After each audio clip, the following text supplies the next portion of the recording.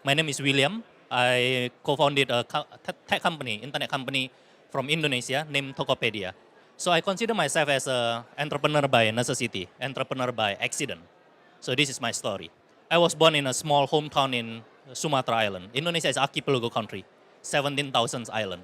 When I graduated from high school, my late father and my uncle want me to have a better chance of life.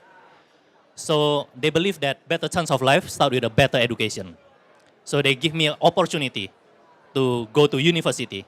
So for the first time, I'm leaving my home town to a boat for 4 days and 3 nights. Arrive in capital city of Indonesia, Jakarta. And I studied computer science. But on my second year, my late father started falling ill. In order to stay in the university, I tried to find a job. And my first job is to become internet cafe operator on the night shift from 9 p.m. to 9 a.m. every day.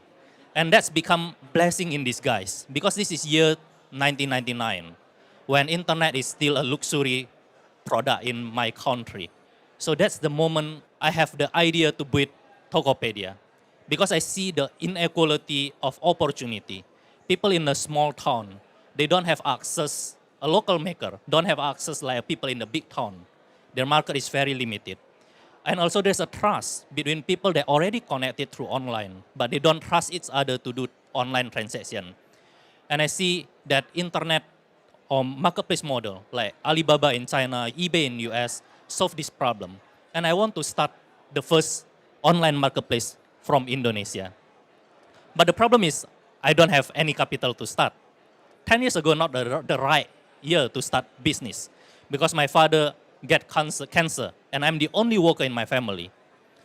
So I try to raise money, inspired by this Google founder, Facebook founder. Is a young entrepreneur that can start their business because they're able to raise money. I try to pitch to all local REITs that I know. But it took me 2 years, 2007, 8, and 9. Every time I pitch about the idea, no one believed about the idea. Because at that time, people will ask me 5 questions. The first questions they will ask, William, can you tell me one person in Indonesia that being successful or wealthy because they're doing internet business? I cannot name one. There's no role model. The second, they are afraid about the competition. They said that you are just want to beat eBay of Indonesia or Alibaba of Indonesia. If you prove to the world that Indonesia need marketplace, everyone will come. And how can you compete with them? They have a better capital, they have a better know-how, they have a better technology. So fear of global competition. The industry do not have the track record. And then they will ask me my personal background as well. Which family that you come from? I come from humble family.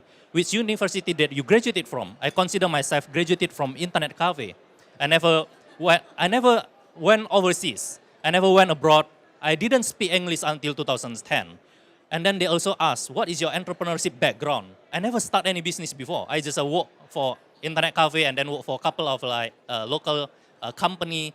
So I even not raised in an entrepreneur family. My father is also just another worker, right? So there's no track record of my personal background as well. And then one moment that changed my life is when these potential investors say to me, William, you only have your youth once in your life, so don't waste it. Don't daydreaming. Your role model is all come from Silicon Valley. They are all special person. They are born special. You are not. So find something more useful. And then that is the moment that I find a purpose of my life. Because the reasons I want to start my company is to solve trust issue. But when I want to start my business, I realized that it's all about trust. And unfortunately, trust in emerging market or perhaps anywhere in the world is measured by a track record, measured by your past history, not by your future vision. My startup dream, I learned about how to fight as an underdog. And at fight as an underdog, you need to have 3 things. The first things that I learned is having a courage. That is the moment that I have a courage to believe that past is something that we can no longer change. But future, we can still shape our own future. I have a courage to believe that this learning that I go through is actually become the purpose of my life. If I can build a marketplace like Tokopedia, then I can help a lot of people and I can help the next generation to believe and to to have a platform to start and grow their business online. So I start with the Corex. And then, of course, the second thing that I learned is about perseverance. I didn't speak English until 2010, but in 2010, there's a first momentum in Indonesia tech startup. Yahoo acquiring a small startup in Indonesia. And then for the first time, Indonesia is in TechCrunch, US-based tech news. And then after that, a lot of venture capital comes to Indonesia, private equity and all comes to Indonesia. And I had opportunity to meet with them. I'm so excited. But for the first 10 minutes, I try to pitch about my idea. They start to say that, William, we don't understand you, you waste our time.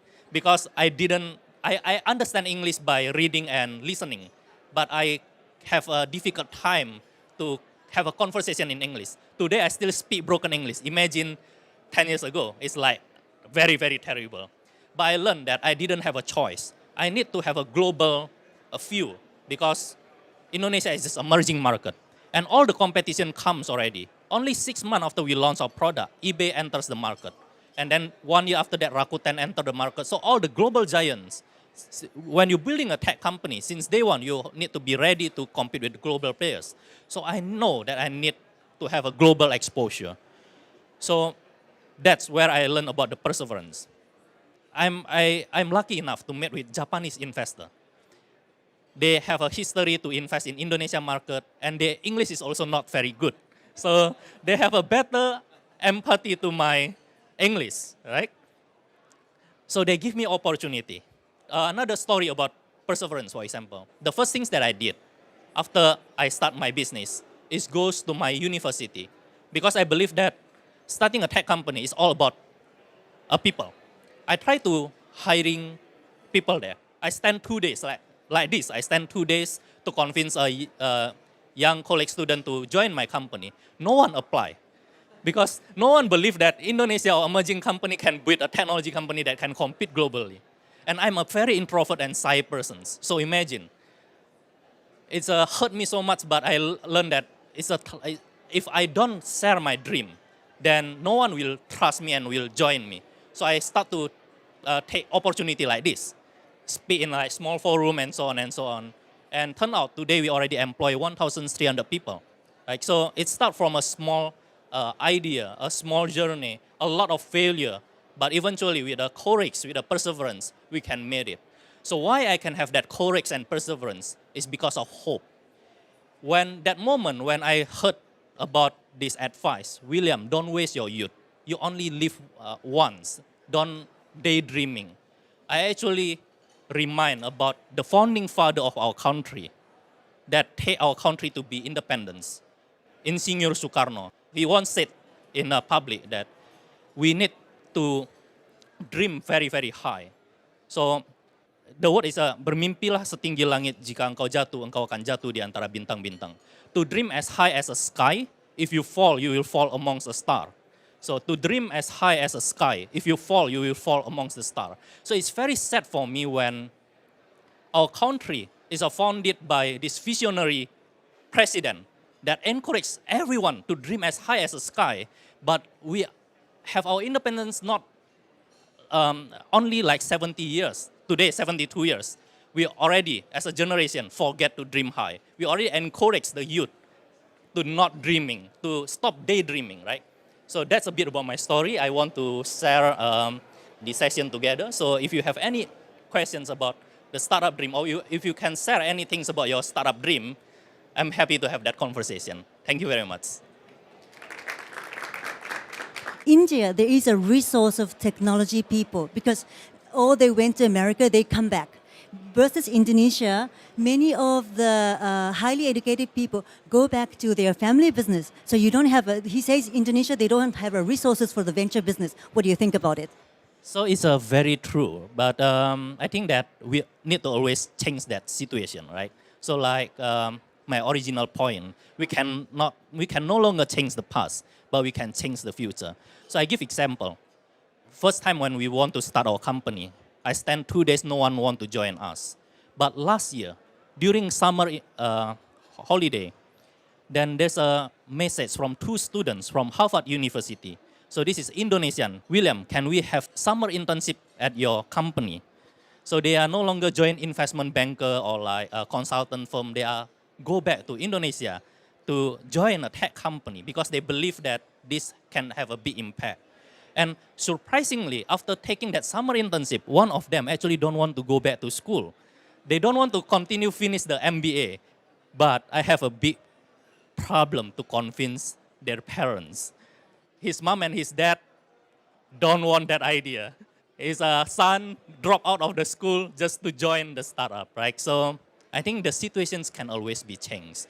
Like today, Tokopedia, our firm, is already have more than 1.5 million small business owner to start and grow their business online. So the entrepreneurship spirit is actually there.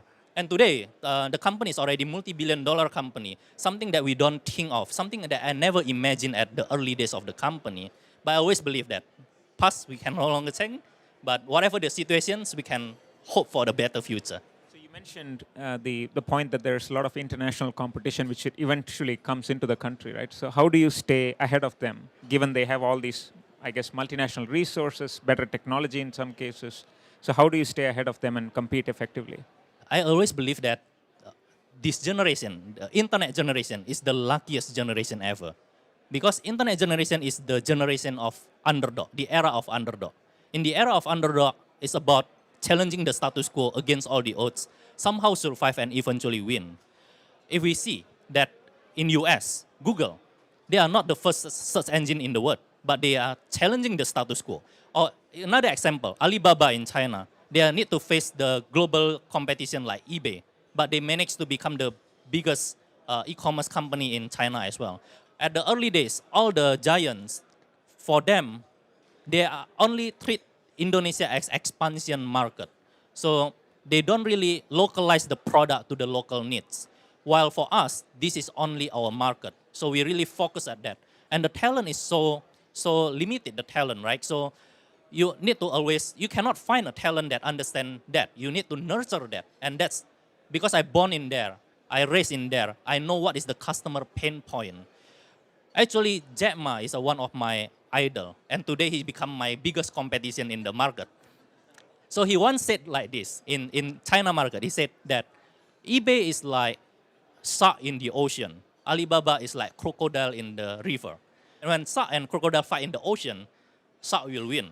But if shark fight with the crocodile in the Yangtze River, then crocodile should win. This is about the local wisdom, right?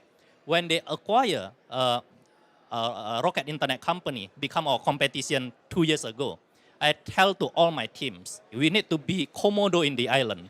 Because Indonesia have 17,000 islands. All the river is already have a crocodile. All the oceans is already have the globalization shark.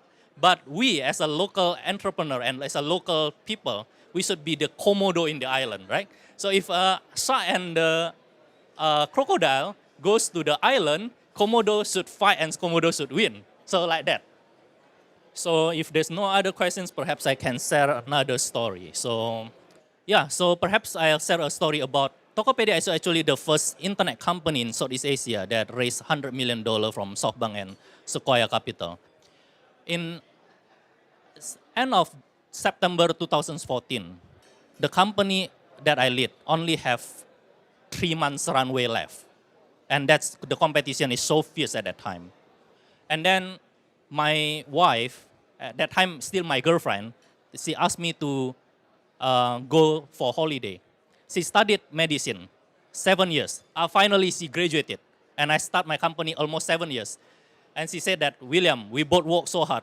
Now I'm graduated, let's go for holiday. I want to go to Japan.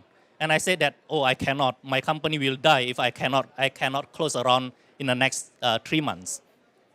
But after that, I think that I'm very selfish. So I actually planned for a secret trip to follow her to Japan. So she decided to go holiday by herself. But then I decided that I need to follow her. So then, but secretly, because I want to propose to her. But surprisingly, on the end of the September, I get a phone call from SoftBank. And they say that, William, can you fly to meet with our chairman? Mr. Masayoshi Son in 2nd of October. From Indonesia, I need visa to go to Tokyo. But because of I already have a plan for secret proposal, I have the visa, right? So I'm very lucky person. I say, yes, I can go to Tokyo, right? So, and then on the last day of that, before I fly to Tokyo, my early shareholder, Sato-san, called me. He said that, William, Sequoia partner is in the town. Can you meet with them? And I said that, of course I can. So this is 2 p.m. to 3 p.m. I spend a time with them. And then just tell about the company and so on. By 7 p.m., I'm on the car, go to the airport. And then I got another call from Sequoia Capital. And then they asked, William, can you meet with us tomorrow? I said that, no, I cannot. I am on the way to airport. And they asked, where do you go to? I said that I am flying to Osaka tonight. Surprisingly, when I arrived at Osaka, I met with their partner already waiting in the Osaka. So it's really surprised me. And then they chat with me until 5 p.m. And then I say that, sorry, I really need to go. I'm here about to propose to a girl, right? So, and then at that night, I proposed to I figure out where my girlfriend is and I proposed. Luckily, she say yes. After she's so happy, I say that, sorry, I need to fly to Tokyo. Because it's Osaka, right? And then I fly to Tokyo. And then the day after that, I met with Masayoshi Son. And after 1 hour meeting, he decided to invest in the company. So actually, in some Japanese article, they say that there's a week of 3 proposals. And luckily, everyone say yes. So sometimes life is like that, right? So it's a lot of serendipity. It's a lot of luck play a part of that.